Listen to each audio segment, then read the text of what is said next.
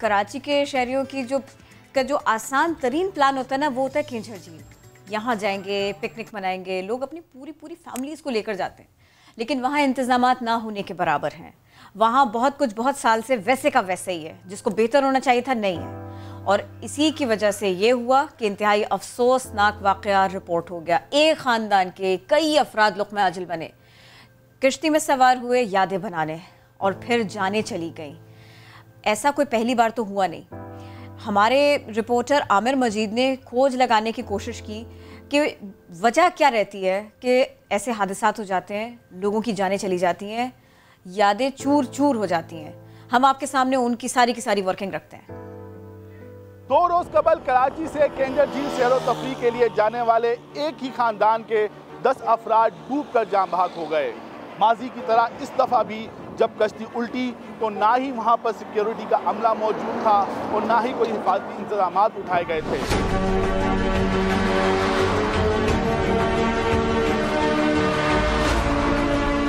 कराची से 135 किलोमीटर दूर 54 स्क्वायर मील पर मुहित केंझर झील शहर कायद के बासियों के लिए पुरकशिश तफरीह गाह है। मौसम गर्मा में रोजाना हजारों अफराद इस झील की सैर को आते हैं और हर साल कई अफराद डूबकर जान बहक भी हो जाते हैं।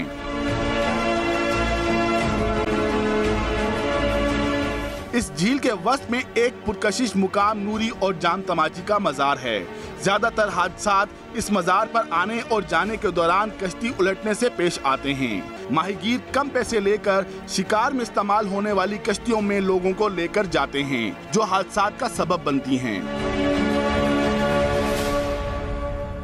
सस्ते में जाते हैं वो, मतलब बोलेंगे 15 आदमी बैठते हैं, हम 50-50 रुपये आदमी ले लो, 60 रुपये बंदा ले लो। इस हिसाब से वो पैसेंजर के हिसाब से वो लेके उनको तो 4 रुपये से मिल जाते हैं। लोग ज़्यादा भिड़ जाते हैं, उनको पता नहीं कि भाई उसमें वजन की कितनी गुंजाइश है। हुकूमत सिंध के शोबा सेहत के जेर इंतजाम चलने वाली कश्तियों की हालत भी कुछ अच्छी नहीं। कवानीन पर अमल दरामद करवाना केंझर पुलिस की जिम्मेदारी है, लेकिन पुलिस के पास मौजूद पेट्रोलिंग के लिए वाहिद तेज रफ्तार कश्ती भी खराब पड़ी है। सिंध टूरिज्म डेवलपमेंट कॉर्पोरेशन केंझर झील के इंचार्ज मखदूम गुलजार ने बताया कि झील के 1.5 किलोमीटर हिस्से पर बाअसर अफराद का कब्जा है। इनके लेक पे किनारों पे इनके पूरे गाँव हैं, वहीं पे गाँव से ये कश्तियाँ निकालते हैं, तो इनको चेक नहीं कर सकते। इनके गाँव में बिल्कुल बैंक पे हैं, किनारे पे हैं, जहाँ से पानी स्टार्ट होता है। हादसे के बाद झील इंतजामिया ने कश्ती सर्विस तो बंद कर दी, मगर सवाल ये है कि इस वाक़े के बाद भी आवाम के तहफ़्फ़ुज़ के लिए कोई इक़दामात उठाए जाएंगे या नहीं। कैमरामैन मोहम्मद कामरान के साथ आमिर मजीद, समा, कराची। और जिस तरह पहले भी जिक्र हमने किया, ये पहला वाक़या नहीं था, पहले भी ऐसे कई वाक़यात होते चले आए हैं और दैट इज़ द रीज़न कि आमिर मजीद ने भी ये रिपोर्ट तैयार की कि वजह क्या है।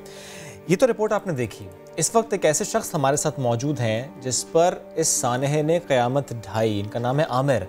इन्होंने इस सानहे में अपनी बहनों को खोया, अपनी वालिदा को खोया, कई रिश्तेदारों को खोया। आमिर, शुक्रिया आपके वक्त का। बहुत दुख है, बहुत अफसोस है। ज़ाहिर है हम सब के लिए तो अंदाज़ा लगाना भी मुश्किल है जो आप पर बीत रही है, जो आप पर गुजर रही है। कर्ब की कैफियत होती है, ऐसा सानहा हो जाए, ऐसा सानहा किसी के साथ भी हो जाए। आपकी वालिदा, आपकी बहनें आपने खोई, अपने रिश्तेदार भी खोए। थोड़ा सा बताएंगे इस वाक़े से मुताल्लिक, और कितने रिश्तेदार थे जो आपने खोए इस वाक़े की वजह से? हमने तकरीबन हमारे 10 ख़वातीन जो थी, जिसमें हमारी 9 जो है ना ख़वातीन थी और एक हमारी भांजी छोटी थी। और इस हादसे के अंदर जो ना हम खो गए इसको।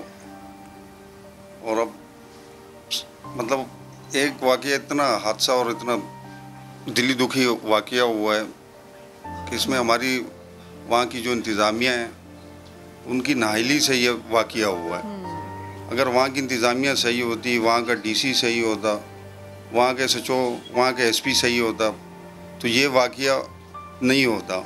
क्योंकि लोकल ब्रांच जो है ना वहाँ ट्रैवल के लिए ये नहीं छोड़ते। इन लोगों ने लोकल लॉन्च वहाँ छोड़ी और उसके अंदर अगर 4 बंदों की गुंजाइश थी या 6 बंदों की थी, तो उन लोगों ने 13 बंदे किस तरह बिठाए हैं। और 13 बंदे बिठा के ये लेके जा रहे हैं समंदर के बीच में, और इतने गहराई में लेके जा रहे हैं। किस बिना पे लेके जा रहे हैं? मतलब कि इसका मतलब ये है कि वहाँ की इंतज़ामिया ही नाइल है कि ये इतने गहराई में लोकल लॉन्च को किस तरह ट्रेवल की इजाज़त दी है। ये यहाँ कहते हैं कि मतलब कि ये लोग बचा रहे थे, तो वहाँ पे ये लोकल लॉन्चें किस तरह आप लोग ने इजाज़त दी है वहाँ पे? और भी बता दीजिए, मतलब ना कोई लाइफ जैकेट। भाई एक बात और भी बता दीजिए आमिर साहब, ये बताइएगा जो मल्ला होता है, हनीफ नाम है हनीफ भाई, ये बताइएगा जो मल्ला है वो थोड़ा सा बताते हैं, वो समझाते हैं आप लोगों को कि ये लॉन्च जो है ना इसमें कम लोग बैठ सकते हैं, या वो भी झूठ बोल देते हैं, वो भी ठीक बात नहीं बताते लोगों को ज़्यादा सवार करने के लिए? आप लोग जब गए थे आप में से किसी को भी उन्होंने बताया कि मैं इतने लोग नहीं बिठा सकता? नहीं, ऐसी कोई बोलते हैं वो अपने पैसेंजर के हिसाब से वो अपनी पेमेंट लेते हैं और वो देखते हैं कि जितना भी लॉन्च में बैठे हैं तो जितना ज़्यादा बैठेंगे तो हमें मतलब प्रॉफिट मिल जाएगा, पेमेंट मिल जाएगी। आप भी साथ मौजूद थे? जी। आप साथ मौजूद थे? जी मैं साथ मौजूद नहीं था। मेरी इसमें सिस्टरें थी, भांजियाँ थी, भतीजियाँ थी, बहनें थी मेरी। और जैसे मेरे इलम में लगा तो मैं यहाँ से मैंने अपनी गाड़ी स्टार्ट की और उनके बाद मैं तकरीबन 1.5-2 घंटे में पहुँचा हूँ। हनीफ साहब ये मालूम हुआ, सॉरी टू इंटरप्ट, लेकिन ये मालूम हुआ कि जिस वक्त आपकी पूरी फैमिली वहाँ पर मौजूद थी और उन्होंने उस कश्ती में सवार होना था, तो क्या आपकी फैमिली के किसी फ़र्द की तरफ से ये कहा गया हो कि लाइफ जैकेट क्यों नहीं है? किसी फ़र्द की तरफ से ये कहा गया हो कि इतने ज़्यादा लोग क्यों बिठा रहे हैं कश्ती में? ये ऐसा मामला भी था? नहीं, ऐसा कोई मामला नहीं था। वो मेरे कज़न जो थे वो उस टाइम नमाज़ पढ़ने गए, तो बच्चियाँ जो हमारी थी जो 8, 9, 10, 12, 15 साल वाली, तो ये लॉन्च वाले उनके पास आए तो ये उनसे बेटा बोल रहे थे कि बेटा बैठो, जिद कर रहे थे कि हम आपको घुमा के ले आते हैं। ओके। तो वो हमारी यहाँ फुप्पू बैठी हुई थी, फुप्पू ने मना किया उनको कि नहीं आप जो ना जाओ, मतलब हमारे जो है ना बेटा मेरा गया हुआ नमाज पढ़ने, बच्चे गए हुए, ये आ जाते हैं। लेकिन जाहिर है उन्होंने इंसिस्ट किया, फिर बच्चे तो बच्चे हैं, वो भी जिद भी करते हैं, उन्हें क्या पता। अब बच्चे हैं तो बस वो जिद कर रहे थे।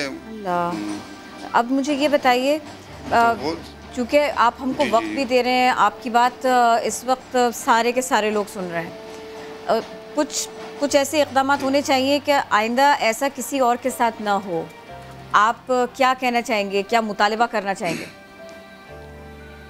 देखो हमारा मुतालबा ये है कि देखो ये अगर करली झील पिकनिक पॉइंट रखा है तो फिर इसको पिकनिक पॉइंट फैसिलिटीज भी वैसी हों, जैसे हाँ, तो वहाँ पे जो है ना अभी जैसा छोटा सा एक डिस्पेंसरी बनी हुई है, कोई उसमें ट्रीटमेंट नहीं है। फिर वहाँ पे लाइफ जैकेटों की कोई मतलब ये कहते हैं ना हमारे पास लाइफ जैकेट है, कोई इनके पास लाइफ जैकेट नहीं है, सारा बस मजाक है। मतलब वो लाइफ जैकेट इस तरह दिए हुए उनको कि जैसे वो एक कोटी पहन लिया आपने, छोटी सी वास्कट पहन ली, कोई उस मतलब उसमें ना हवा, कोई फ़ायदा नहीं है। वहाँ पे बोट्स लोकल नहीं होने चाहिए, बोट्स अच्छे होने चाहिए। मेडिकल जो वहाँ पे डिस्पेंसरी छोटी सी बनाई है उसमें अमला होना चाहिए। मतलब इस किस्म का कोई ऐसी चीज़ नहीं कोई मदद के लिए आया जिस वक्त ये सब कुछ हो रहा था? कोई कोस्ट गार्ड कोई वहाँ पर हो मौजूद के अगर खुदा न खास्ता कोई डूब रहा हो तो उसको बचाने जाएंगे? ये भी नहीं था। नहीं, वहाँ पर जो कश्ती में जो चलाने वाला जो सवार था, मछेरा था, मतलब वो मछेरा ही था। वो कश्ती जो वो तो मतलब पैसेंजर कश्ती थी भी नहीं। उसमें मतलब जो 6-8 सीटें लगाई हुई थी, लोकल लगाई हुई थी, मतलब डेकोरेशन के लिए हल्के जो हमने देखी वो कश्ती को, तो उसमें 8 सीटें लगाई हुई थी, लेकिन लोकल कश्ती थी, बस वो कुंडों पे अटकाई हुई थी 8 सीटें। और कहने का मतलब ये है कि अब ये कश्ती वहाँ पे पैसेंजर के लिए कैसे पहुँच गई? एग्जैक्टली। और ये एक कश्ती नहीं थी। बोर्ड है और सब ये आप क्योंकि वहाँ पर गए भी हैं, ये एक कश्ती नहीं थी, वहाँ पे और भी कश्तियाँ वहाँ पे इसी तरह से थी, ऐसे ही है। इस तरीके की और भी कश्तियाँ वहाँ थी, तकरीबन 5-6 कश्तियाँ और भी देखी है इसी मच्छेरों वाली। ये कश्तियाँ वहाँ पे ट्रेवल कर रही है, वहाँ लोगों को कम पैसों की लालच दे रही है और लोगों की जानों के साथ खेल रही है। तो खुदारा हमारा तो आप लोगों से रिक्वेस्ट है, हमारी आवाज़ को वहाँ पहुँचाओ। अगर वो पिकनिक पॉइंट बनाया हुआ है तो वो पिकनिक पॉइंट के हिसाब से वहाँ पे जो ना कश्तियाँ अरेंज करें, वहाँ के लोगों को जो फैमिलियों के जो जी हमने तो अपनी सी कोशिश कर ली कि क्या इस पूरे वाक़े के ऊपर काम भी कर लिया, पूरी कोशिश कर ली कि वहाँ पर जो कमी है उसको दूर किया जाए और कम से कम अब तो किया जाए। जो दुख आपको मिला है उसकी भरपाई नहीं हो सकती, उसके ऊपर मरहम नहीं रखा जा सकता। लेकिन मुझे ये बताइए, किसी इंतज़ामिया के फ़र्द ने, किसी आला हुकाम ने, कहीं से किसी वज़ीर किसी रेलेवेंट शख्स ने, किसी ऑफिसर ने आपसे राबिता किया इस सारे किस्से के बाद से लेकर अब तक? पहले दिन तो हमारे से किसी ने रब्ता नहीं किया। मीडिया ने, मीडिया का हम बहुत शुक्रगुजार है जो हमारी आवाज़ उठाई है, और अपना ईदी वालों का बहुत शुक्रगुजार है जो हमारे साथ बहुत अच्छी हेल्प की है, और उससे पहले मीडिया ने ज़्यादा अच्छी हेल्प की है। मतलब मीडिया के ऊपर जब चढ़चढ़ा उठा तो उसके बाद तकरीबन अगर हमारे पास कोई पहुँचे तो हम कराची जब कोरंगी अपने ईदी सरखाने पे पहुँचे तो वहाँ पर भी हमारे पास कोई नहीं पहुँचा।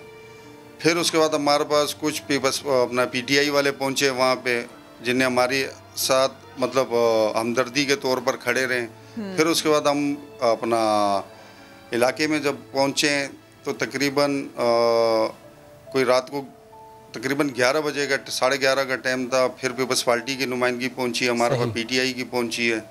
मतलब सब हमारे साथ सियासी लोग हौसला दे के हमारे साथ कांधा लगा के खड़े थे। बेशक हौसला दें, बेशक साथ खड़े हों, लेकिन सवाल फिर भी उठता है कि जाहिर है इन्होंने ही काम करना होता है। एग्जैक्टली, सिस्टम बनाना होता है। जो आपने पहले भी बात की कि अगर वो पिकनिक स्पॉट था तो वहाँ पर फैसिलिटीज़ होनी चाहिए थी। हनीफ साहब, लास्टली मैं चाहता हूँ कि एक मैसेज आप दें, क्योंकि ज़ाहिर है जब हम बात करें हुकूमत की, जब हम बात करें इंतज़ामिया की, जब हम बात करें इंतज़ामात की, तो एट द सेम टाइम हमें ये बात ज़रूर करनी है कि हमारी अपनी भी ज़िम्मेदारी होनी चाहिए, क्योंकि पाकिस्तान में बहुत से ऐसे स्पॉट्स हैं जहाँ पर फैसिलिटीज़ नहीं होती।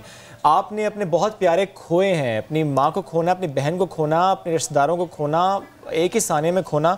मैं चाहता हूँ एक मैसेज आप उन तमाम लोगों के लिए दें जो प्लान तो करते हैं पिकनिक का, लेकिन फिर थोड़ी सी गलती हमारी तरफ से भी हो जाती है, थोड़ी गफलत हो जाती है कि बच्चे अगर जिद करते हैं तो हम मान लेते हैं, लेकिन हम ये नहीं सोचते वो हादसा भी हो सकता है। एक मैसेज प्लीज़ आप ये भी दीजिएगा, क्योंकि आपने तो खोया है अपने रिश्तेदारों का, आपका दर्द है। मैं ख़ास तौर पर तमाम अपने पाकिस्तान और कराची शहरियों के लिए एक मैसेज देना चाहता हूँ, बहनों के लिए, बेटियों के लिए और भाइयों के लिए।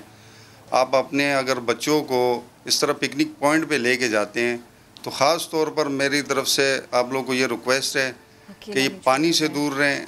अगर आपको कश्ती में सफ़र करना हो तो जब तक आप लोग को सेफ्टी ना हो, लाइफ जैकेट ना हो आप लोग के साथ, तो आप बिल्कुल कश्ती का सफ़र ना करें। और लोकल कश्ती को तो बिल्कुल आप लोग देखे ही नहीं। देखो आज हम लोग ने अपने 10 लख्ते जिगरों को खो लिया है, जिसमें हमारी बहनें भी थी, भांजियाँ भी थी, भतीजियाँ भी थी, हम सबको खो गए। लेकिन मैं आप लोगों को बहुत मतलब आप लोगों को मैं रिक्वेस्ट करता हूँ कि देखो आप लोग इस हादसे से अपने आप को सेफ रखो और कभी भी मतलब लोकल कश्तियों की तरफ ना जाओ। अगर किसी भी कश्ती में बोर्ड में भी सफ़र करो तो बगैर लाइफ जैकेट का कोई सफ़र ना करना। और लाइफ जैकेट भी दें आपको तो उनको बिल्कुल आप चेक करना कि इसके अंदर हवा है कि नहीं है, मेरा वेट उठा सकेगी या नहीं, इसके बगैर बिल्कुल आप लोग सफ़र नहीं करना।